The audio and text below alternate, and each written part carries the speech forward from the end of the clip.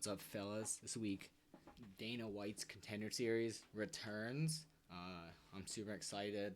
They're always fun, exciting fights on Tuesday nights, and a good way to make some money. And I'm here to tell you how to make the money.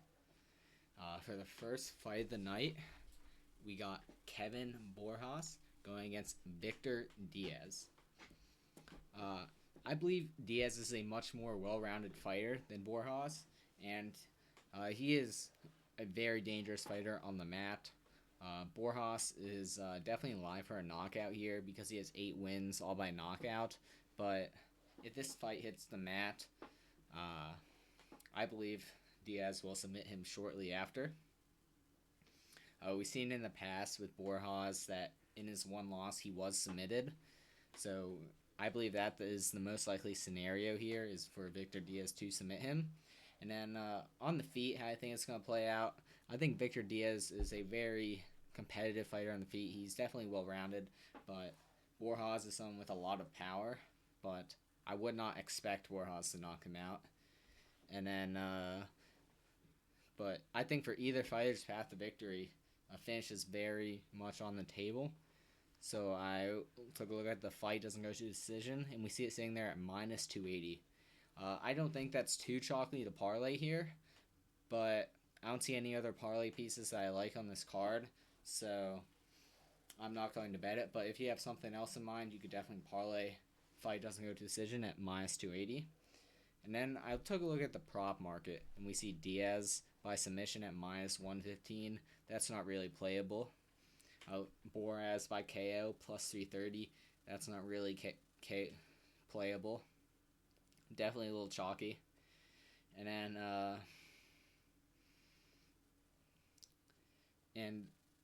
I believe Diaz should be a big favorite in the spot. We see him here at minus 375. I think that's right where it should be. And there isn't any really props that stick out to me on this fight. So the pick is Victor Diaz by submission, but don't think it's playable. So we're going to move on to the next fight, where I do have some action on it. We got Peyton Talbot going against Reyes Cortez. I believe Talbot is a much more exciting and fun prospect to watch compared to Reyes. And when I was looking at this guy, the guy seems extremely fun. He's young. Kind of reminds me a bit of O'Malley, how he's young, crazy striker, just doing his thing. And so I do believe the UFC is trying to push him. But on the other side of the fight, we see Reyes Cortez has a sister who's already in the UFC, so I wouldn't be surprised if UFC didn't really care who won this fight, because there's marketing for both outcomes. As far as who is the higher ceiling, Peyton Talbot, by all means, has a very high ceiling. He's 5-0, 24 years old, 5'10" at the bantamweight division, which is very good. And he isn't really training at that great of a gym, Reno, Nevada, compared to Cortez, who's training at MMA Lab, which is, as we know, a very good gym. And then in the striking in this fight, Talbot will definitely have the advantage, in my opinion. He's going to be landing much more flashier strikes, more likely to either get a knockout and winning minutes on judges' scorecards. And then, but the problem here is there is a path for victory if Reyes wrestles. I believe he can wrestle. And then because in Talbot's last fight versus Christian Rivas took him down and controlled him in the first round, but then got tired and kind of faded a bit and got knocked out by Talbot in the second. I think Talbot is more likely to win this fight.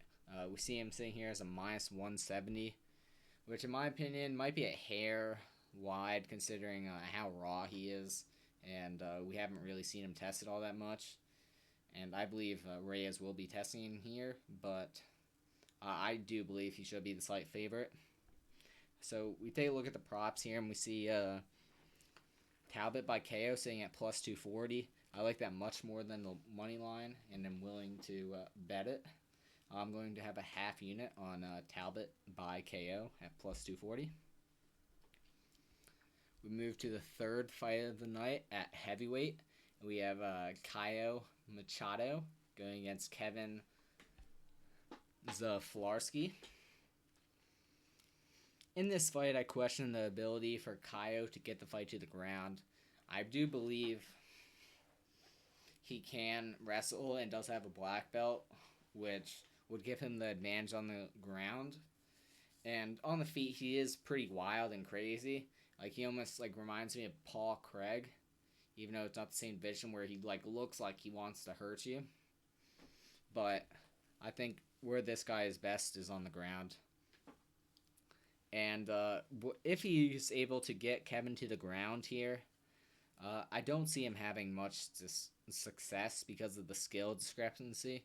I just don't think Kevin's a bum on the ground by any means. And on the feet, I do favor the size of Kevin. Kevin has more experience than Caio as well, which is good to see. So I do believe Kevin should win this fight. We take a look at the odds, and we see Kevin sitting as a -170 favorite, and Caio is a +140 dog. This is a low-level heavyweight fight, so maybe you could play Caio at that dog money. It's either dog or pass for me, in my opinion. And then I looked at the prop market, and I was thinking about the fight to go to decision, because I don't really see Kevin finishing or getting finished here.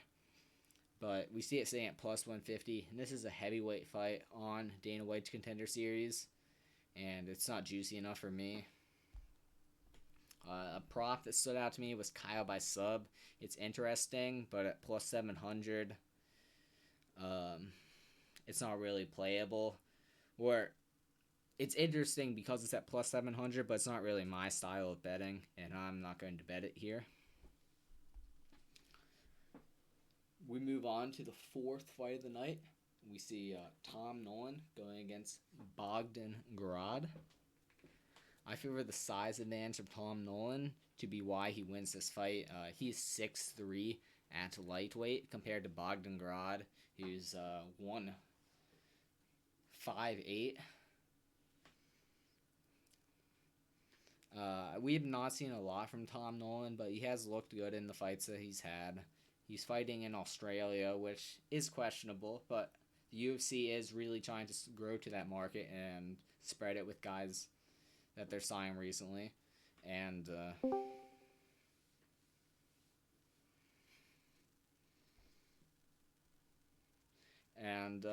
for Brogdon, I do believe he can wrestle, and he could potentially have success doing it, but he isn't really a wrestle-first type of fighter, and I'm not confident and not sure exactly what he's going to do, but there is a potential path there.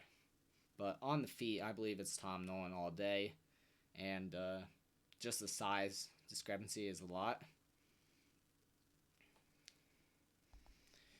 We see the line, and it's showing Nolan as a -150, and Grad coming in as the comeback at +124. I do think Nolan I did think Nolan would be a bigger favorite, so seeing him here -150, I do like that, and I'm going to bet Nolan's money line. I just think the striking should be on his favor, and even to have some success if he's trying to get taken down.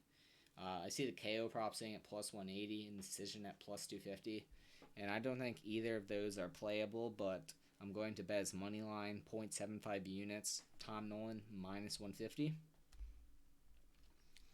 And now here we got the main event at middleweight. We have Lucas Fernando going against Cesar Almeida. So a little bit to back up, or a little bit of backstory on Cesar Almeida is he is a very high-level glory kickboxer, coming in here with 3 fights in MMA.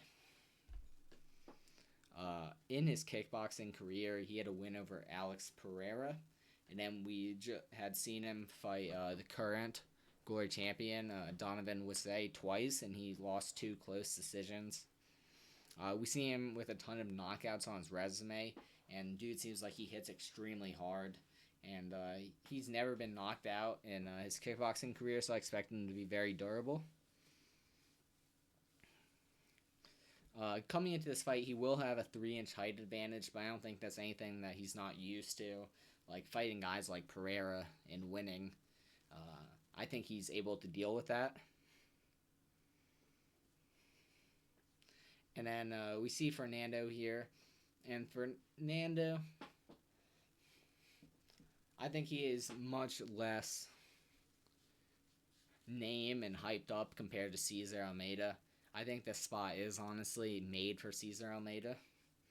And I think the way Fernando fights, Fernando traditionally wants to fight a kickboxing fight and stand with people. And I would give him the advantage in the grappling just because he's been doing it so much longer. But